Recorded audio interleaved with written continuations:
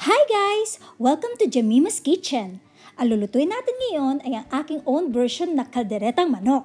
Ito ang mga ingredients na gagamitin natin. Isang buong manok, which is skin removed. 2 patatas. Isang carrot. Kalahating red and green bell pepper. Half cup of cheese. Toyo, sliced of lemon, bawang, sibuyas, asin, patis, pepper, at parmesan cheese. At huwag din natin kalimutan ng olive oil, tomato paste, at liver spread. At kakailanganin din pala natin ng half cup of water para sa ating sabaw. Okay, simulan na natin magluto guys. Kaya let's go! Ang una muna natin gagawin ay i-marinate ang ating ka-chicken. Tapos ilagay ang toyo, patis, at slice of lemon. And then, pepper. Pero guys, kung wala man pala kayong lemon, pwede din lagyan ng isang buong kalamansi. Haluin lang natin ito para ma-mix ang ingredients na inilagay natin. And then, just leave it while we cook the other ingredients naman.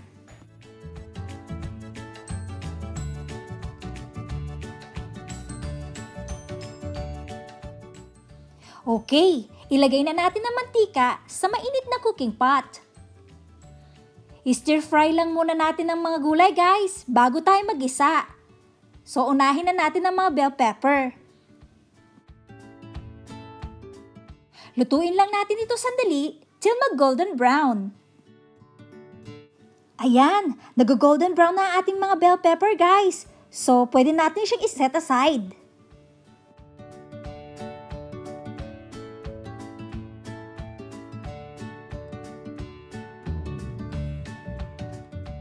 Same procedure din ito sa ating carrots.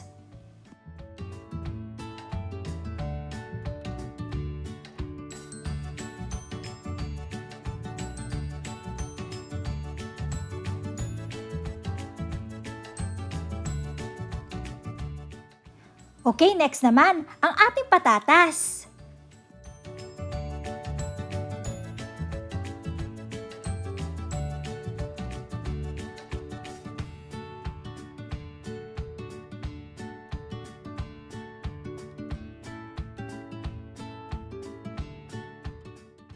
At this time, pwede na nating igisa ang ating mga manok guys. Magpainit lang tayo ng cooking oil sa isang kaldero. And then, ilagay na natin ang ating bawang. At haluin lang natin ito ng konti. Pagkatapos, isunod kagad ang sibuyas. Mabilis kasing maluto ang ating bawang guys, kaya isinusunod ko na kagad ang sibuyas. Ayan guys, luto na ang ating bawang at sibuyas. Pwede na nating ilagay yung minarinate nating manok. Haluin lang natin ito para ma-mix well yung bawang, sibuyas at manok. Pagkatapos, takpan lang natin ito till 2 to 3 minutes till mag-golden brown.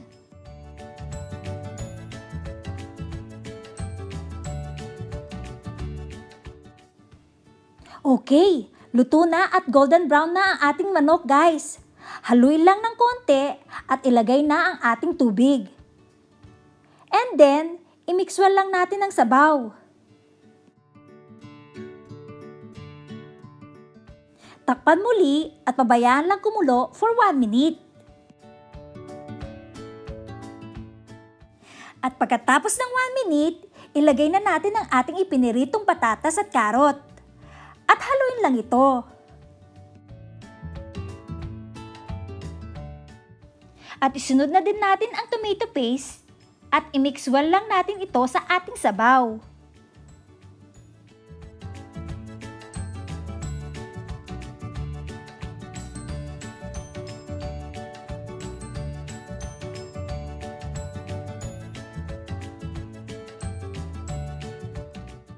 Pagkatapos, ang liver spread naman.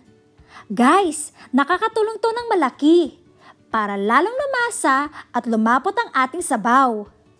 Haluin lang natin ito and make sure na nag-mix itong mabuti dun sa mga iba pang mga ingredients.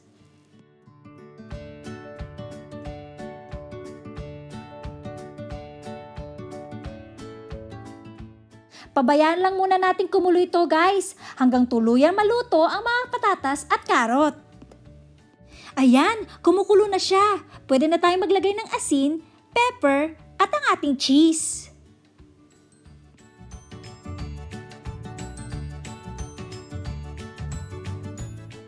And then, halu-haluin lang natin ito hanggang ma-mix well.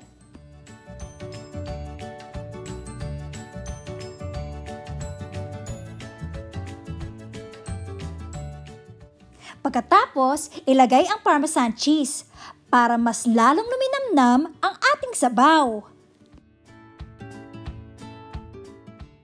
Halu-haluin lang natin ito at takpan natin muli for 1 minute. Okay, medyo malapot na ang ating sabaw. Eto guys, naglalagay din pala ako ng half teaspoon of brown sugar para lumutang ang lasa o alat ng ating sabaw. Pero guys, optional lang ito. Kung di nyo type, pwede ding di nyo lagyan. Again and again, haluin lang ito at takpan muli for 1 minute. At this point, ilagay na natin ang ating bell pepper. Hinuhuli ko kasi siya para di malata ang ating bell pepper. Mas okay kasi kung medyo crunchy siya, di ba? Haluin at pakuluin lang natin ito into low fire for 30 seconds. Pagkatapos, pwede na nating patayin at ilipat sa serving bowl. And then, ready to serve na!